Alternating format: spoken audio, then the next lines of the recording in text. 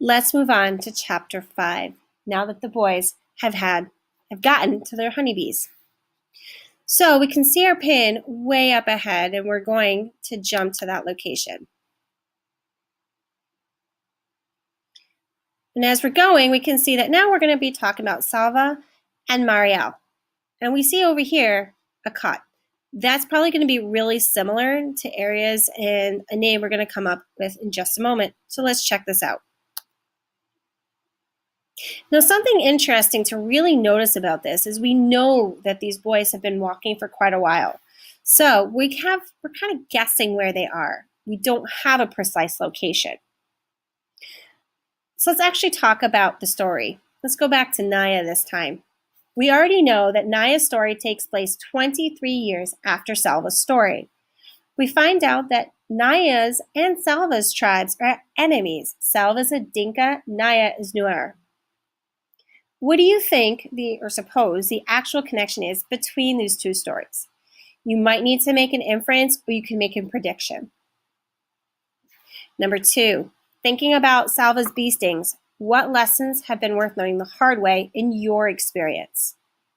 Because let's face it, getting that many bee stings, not easy. Getting a bee sting on the tongue, definitely the hard way to learn something. Number 3, after Salva accidentally stepped on another boy's foot and realized the boy was also worried about finding his family, what do you think the author meant when she wrote, "Me too," the boy said? He sighed, and Salva heard that sigh all the way to his heart. Now, you probably already discussed this question on your student guide, so you can refer back to that. But obviously, this is a really important feeling and idea if we're coming back to it yet again. Moving on to number 4. What survivor skill makes it possible for Marielle to know what direction they are walking? And 5.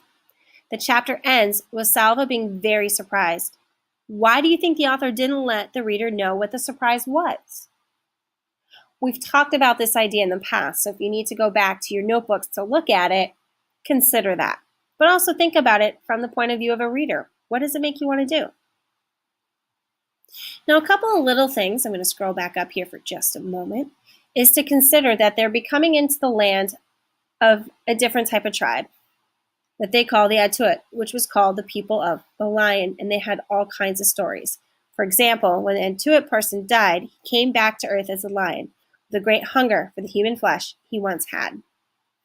So that was actually a quote from the book, which I did precisely at the end of the quote. And of course, we have a picture of a lion here to remind us of what area we're at. So ALWTW sounds kind of like a cut, and I think that's why that's probably about the area, so we can guess about where they would be on the map.